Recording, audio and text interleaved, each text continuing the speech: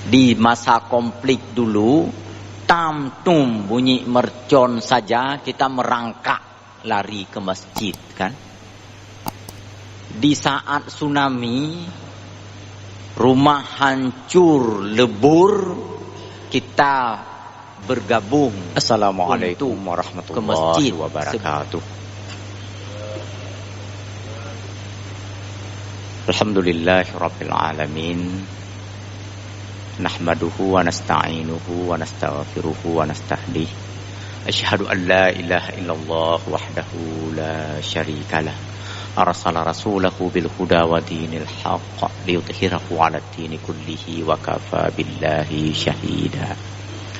Wa asyhadu anna Muhammadan 'abduhu wa rasuluhu arsalahu Allahu syahidan wa mubasysyiran wa nadhira wa da'iyan ila Allah bi idznihi wa sirajan munira.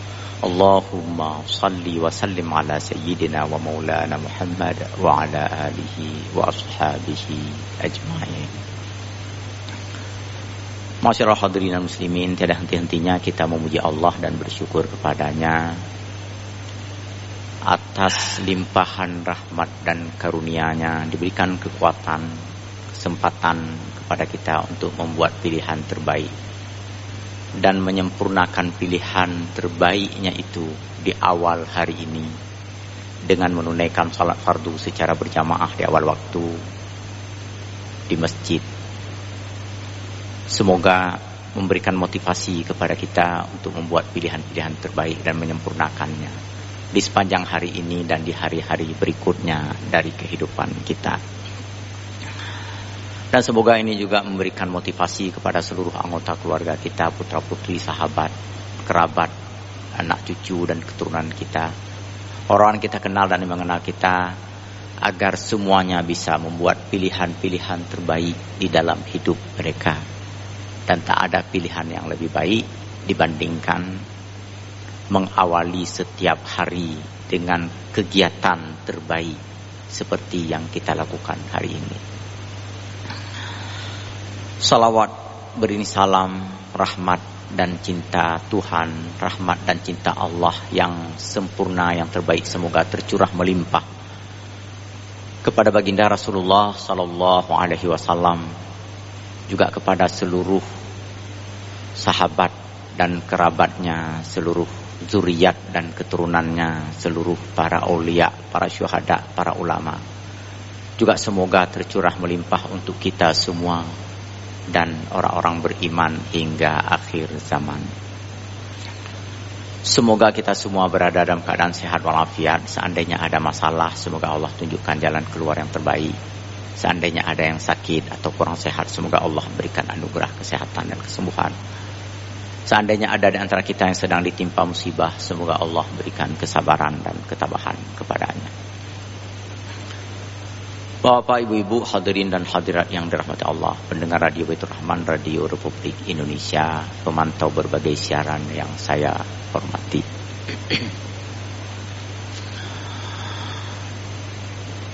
Hari terakhir, hari tasyrik hari ini, dalam suasana yang tentu saja penuh rasa syukur, penuh rasa bahagia kepada Allah Subhanahu wa taala. Walaupun dalam keadaan ada ungkapan darurat sedikit, tapi darurat sekarang di ujung. PPKM darurat diperpanjang lah ya. Kabak ujung dah, jadi ambek maka dah le gitu. Dulu 10-20 tahun lalu kita menjalani darurat militer. Yang lebih hek lah kan.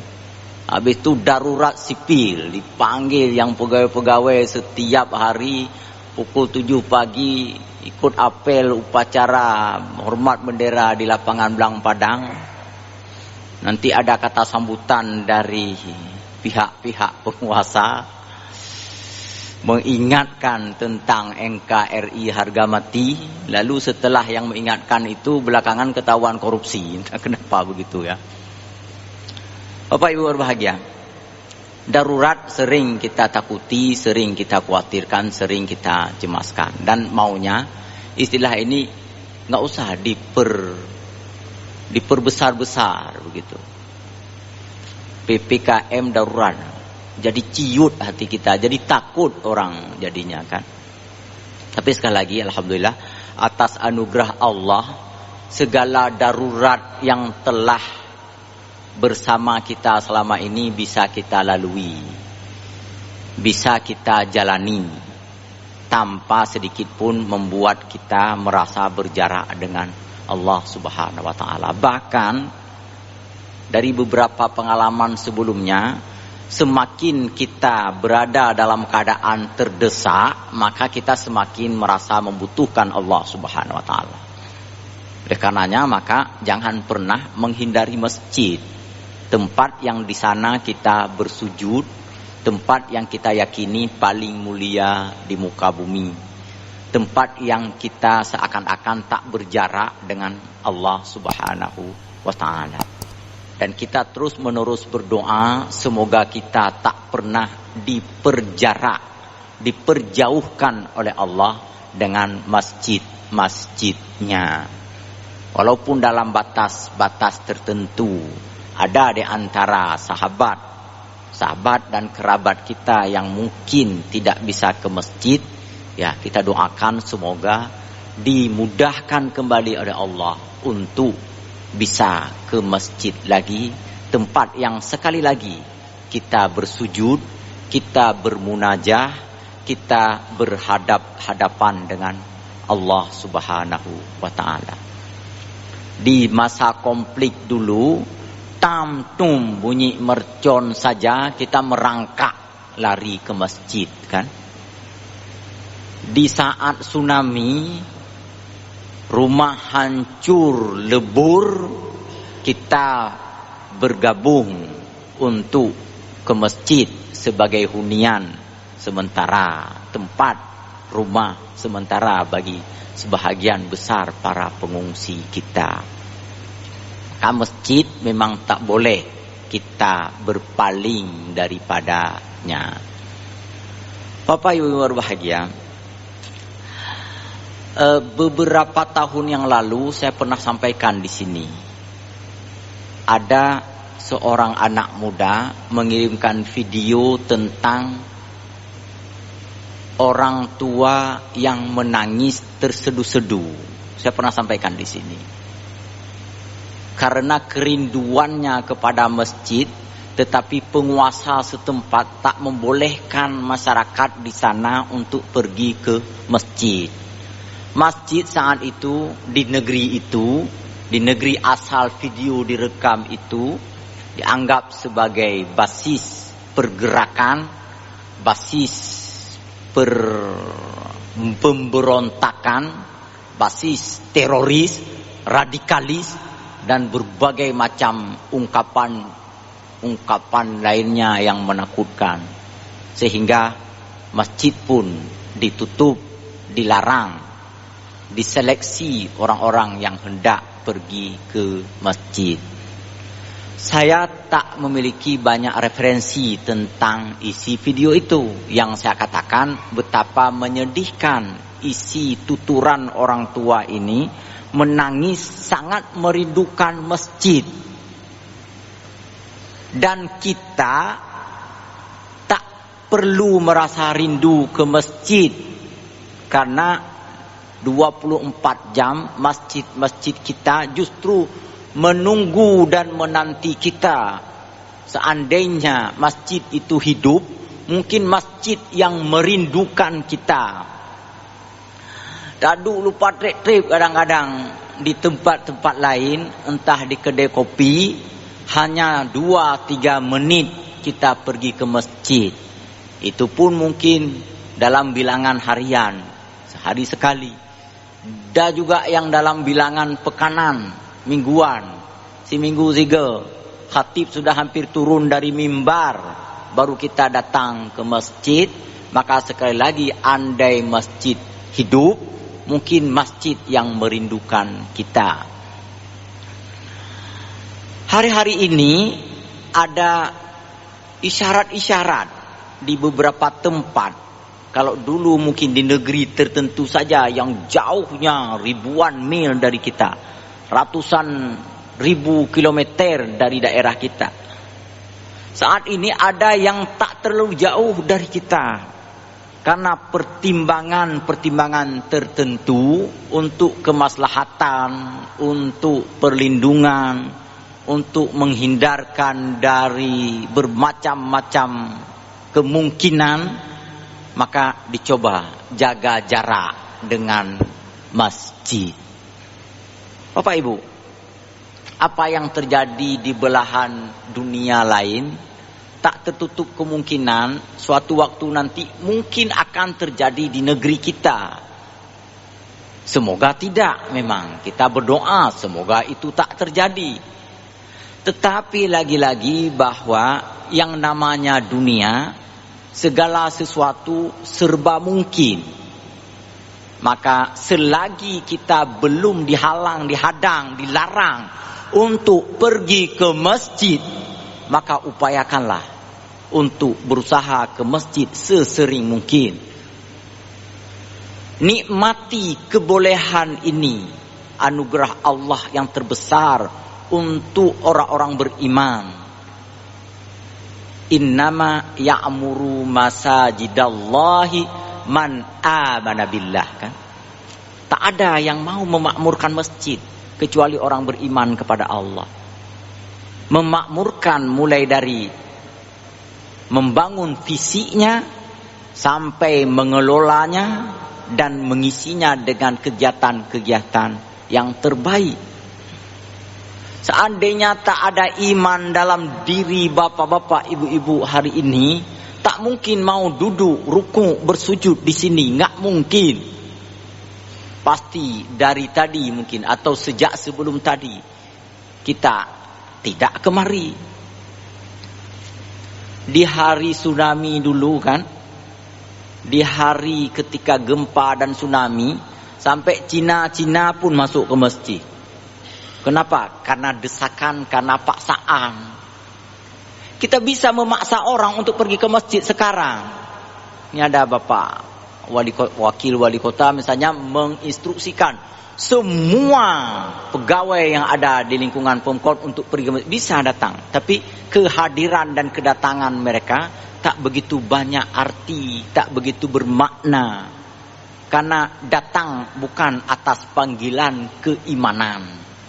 Makanya yang perlu adalah kita sarankan, kita imbau, kita ingatkan betapa masjid adalah tempat termulia, tempat teragung, tempat tersakral, tempat terbaik yang ketika kita belum dilarang menuju ke sana, upayakan hati kita tertaut dengan masjid itu.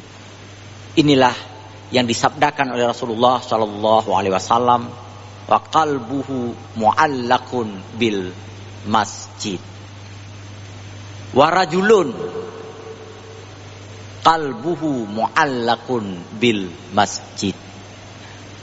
Ada orang yang hatinya selalu terpaut dengan masjid. Satu di antara 7 model manusia yang mendapatkan perlindungan dari Allah. Pada hari tidak ada perlindungan lain kecuali dari perlindungannya. Bapak, ibu-ibu, hadirin dan hadirat yang dirahmati Allah. Zaman Rasulullah sallallahu alaihi wasallam, masjid itu multifungsi. Ingat kisah sirah nabawiyah. Hari-hari pertama Nabi berada di Madinah, yang pertama sekali dilakukan oleh beliau adalah membangun masjid. Ada beberapa keping uang yang dimiliki oleh beliau digunakan untuk membeli tanah tempat tapak membangun masjid itu. Tanah yang dimiliki oleh 2 orang anak yatim waktu itu dibeli oleh Rasulullah dengan tambahan sumbangan dana dari para sahabat lainnya. Bekas kebun kurma lama yang pepohonannya tak lagi berbuah. Di tanah itu banyak tumbuhan berduri. Dibersihkan semuanya, dipotong dan ditebang pohon kurmanya. Lalu pohon kurma itu dijadikan sebagai tiang-tiang masjid. Rerumputan dan semak belukar dibersihkan semuanya. Lalu kemudian di sekeliling masjid itu digali, dibuat galian parit agar tidak mudah dimasuki atau dilewati oleh binatang. Itulah masjid pada saat itu. Masjid yang dibangun pertama sekali oleh Rasulullah sallallahu alaihi wasallam dalam bentuk yang sangat sederhana, tetapi ingat, spiritnya, semangatnya, jiwanya sangat kuat. Tak ada seorang pun yang tak merindukan masjid waktu itu. Semua orang dipanggil untuk berjumpa dan bertemu di masjid. Informasi-informasi terpenting disampaikan oleh Rasulullah di masjid. Tak ada pusat penyampaian informasi lain yang lebih akurat dan terpercaya dibandingkan dengan informasi yang disebar-tebarkan di masjid.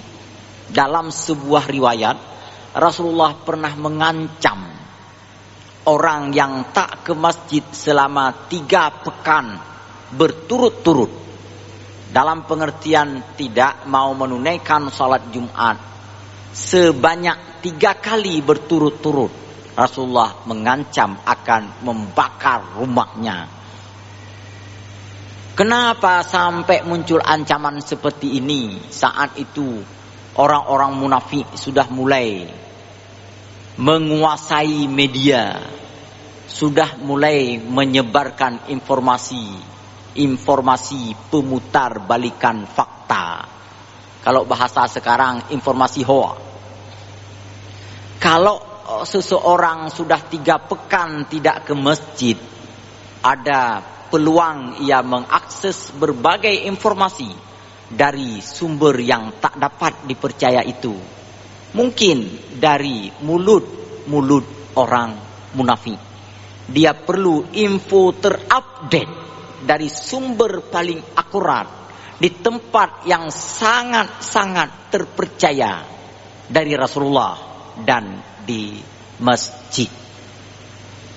Makanya semua orang waktu itu, sekali lagi, menjadikan masjid sebagai tumpuan, menjadikan masjid sebagai tempat berhimpun untuk semuanya. Pembelajaran Rasulullah diselenggarakan di masjid. Pertemuan rapat musyawarah juga diselenggarakan di masjid. Mereka memiliki putra-putri, anak-anak yang masih kecil. Lalu anak-anaknya dijadikan anak-anaknya diajarkan di masjid juga, diletakkan di pinggiran masjid yang diistilahkan dengan kutab. Kutab adalah lembaga pembelajaran baca tulis saat itu. Anak-anak belajar di kutab, mulai daripada menulis, membaca, dan ilmu-ilmu dasar lainnya. Setelah itu setelah tingkat kutab baru ada istilah madrasah, tempat belajar. Yang juga di dalam banyak riwayat dinukilkan kepada kita, berada di sekitar masjid itu pula tempat penyelenggaraannya. Makanya masjid-masjid dari zaman dahulu hingga sekarang, di sekelilingnya itu ada tempat-tempat pembelajaran. Sebagai bagian dari keteladanan kita kepada Rasulullah sallallahu alaihi wasallam. Masjid ini ada madrasah sanawiyah, ada madrasah aliyahnya. Dulu di sini, tapi karena keterbatasan lahan, digeser sedikit, agak beberapa ratus meter ke belakang. Di beberapa masjid lain, dalam sejarah juga demikian. Masjid menjadi pusat aktivitas umat Islam. Di dalam catatan sejarah yang sangat mengharukan kita, yang sangat mengagumkan adalah ketika Rasulullah menunjuk salah satu sisi masjidnya untuk pusat perdagangan, untuk tempat berjual beli. lalu menginstruksikan umat Islam supaya berdagang, menjual dan membeli di pasar ini yang letaknya juga dekat dari Masjid Nabawinya waktu itu, dekat dari masjid yang dibangunnya. Umat Islam pun pergi ke masjid, dan setelah itu perlu belanja, mereka pergi ke pasar yang dekat dengan masjid saat itu. Masjid terkontrol oleh pasar terkontrol oleh hati orang-orang yang di dalam hatinya itu ada masjid. Tak ada penipuan di pasar yang dibangun oleh Rasulullah. Tak ada atraksi yang berlebihan sambil mempengaruhi orang untuk menawarkan barang antara satu sama lain.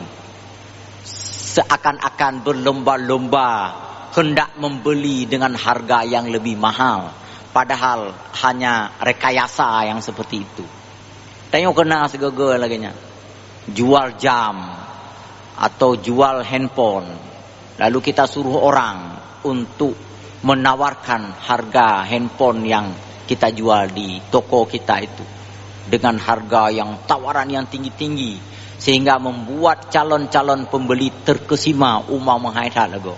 Lalu pemilik barang itu menawarkan kepada kita dengan sedikit harga lebih murah.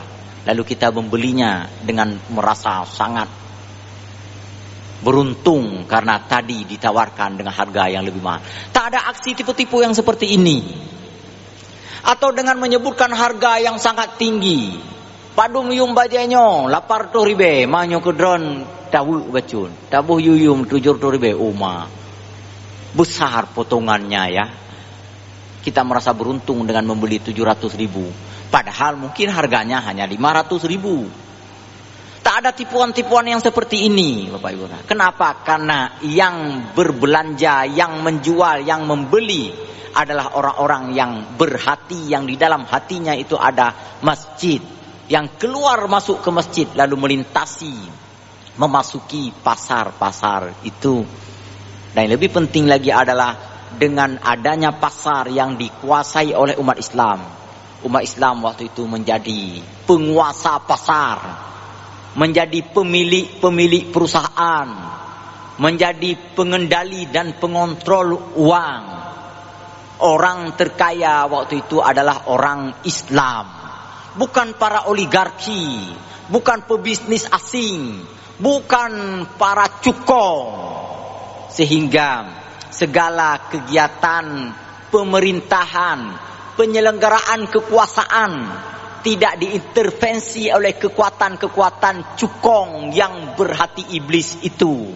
Sehingga para penguasa lebih leluasa dan benar-benar berkuasa untuk memakmurkan rakyatnya. Semua ini sekali lagi dimulai dari masjid, pasarnya dari masjid.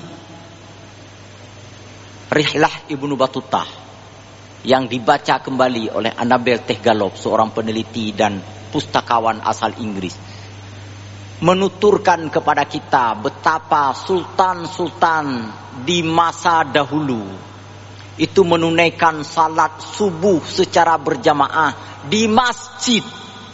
Begitu selesai salat subuh, disertai oleh wirid dan doa sepatutnya, lalu para sultan menghadap ke para jamaah, menanyakan apa hal, apa persoalan, apa yang sedang kalian hadapi kali ini. Yang para petani mengadukan tentang kekeringan yang mereka alami. Yang para pedagang mengadukan tentang ada beberapa barang yang mengalami stok yang terbatas. Yang para pegawai juga menceritakan berbagai kendala-kendala di dalam kegiatan birokrasi mereka.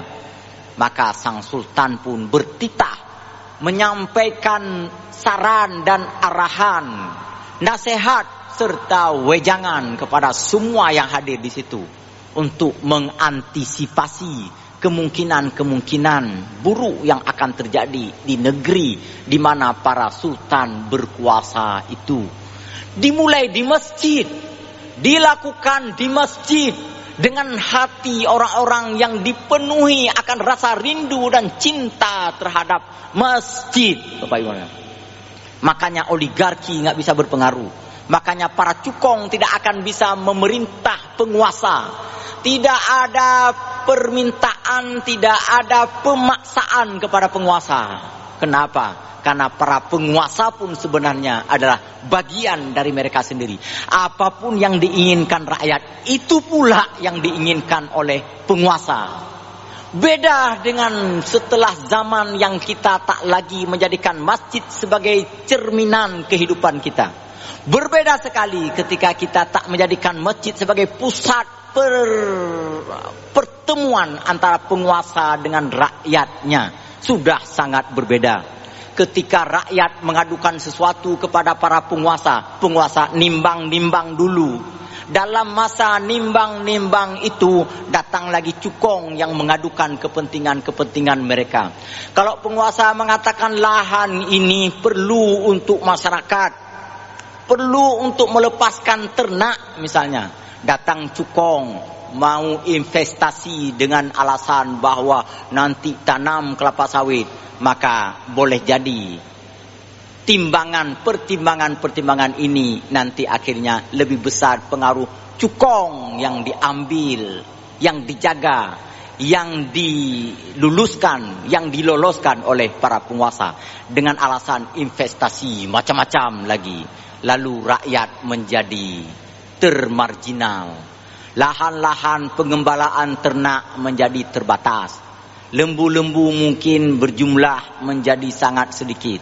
Maka harga daging dimegang sampai 170.000. Disebut-sebut oleh kawan-kawan para aktivis itu, harga daging lembu termahal di seluruh dunia. Hanya ada di negeri kita saat ini. Yang titik uro kita bertemu dengan lembu, Bapak Ibu berbahagia. Kalau kita melintas dari Banda Aceh ke barat selatan sana, harap jujur tempat kita melihat lembu berkeliaran di mana-mana. Tetapi harga daging lembu menjadi sangat mahal. Karena biaya perawatan dan pemeliharaan lembu menjadi teramat tinggi, menjadi teramat mahal. Kenapa? Itu tadi, lahan sudah sangat terbatas. Bapak Ibu berbahagia, sekali lagi, kita mulai dari masjid hari ini, di hari tasyrik yang terakhir ini, kita berkumpul di masjid saat ini, dengan spirit akan kemasjidan, dengan spirit keimanan. Hanya orang-orang yang beriman kepada Allah dan beriman kepada hari akhirat yang mau memakmurkan masjid, yang mau membangun masjid, mengelola dan mengatur masjid, dan juga melaksanakan semua aktivitas di masjid. Mari kita serukan semua pihak, semua tingkat, semua sisi dari kehidupan masyarakat ini. Kita serukan semuanya, mari kita jadikan masjid sebagai pusat pertemuan kita, pusat pembangunan peradaban kita, pusat pembangunan ilmu pengetahuan kita, dan pusat segala-galanya bagi umat Islam kita, pusat perdagangan dan investasi kita, pusat tempat pengambilan keputusan-keputusan para penguasa dan rakyat jelata. Semuanya kita lakukan di masjid, karena kita semua adalah orang-orang beriman kepada Allah dan hari akhirat. Kecuali kalau Anda tak mau lagi memiliki iman di dalam dada Anda. Terima kasih, lebih kurang saya mohon maaf. Kepada Allah sama-sama kita mohon ampun. Subhanakallahumma wa bihamdika, asyhadu an la ilaha illa anta, astaghfiruka wa atubu ilaik. Wassalamualaikum warahmatullahi wabarakatuh.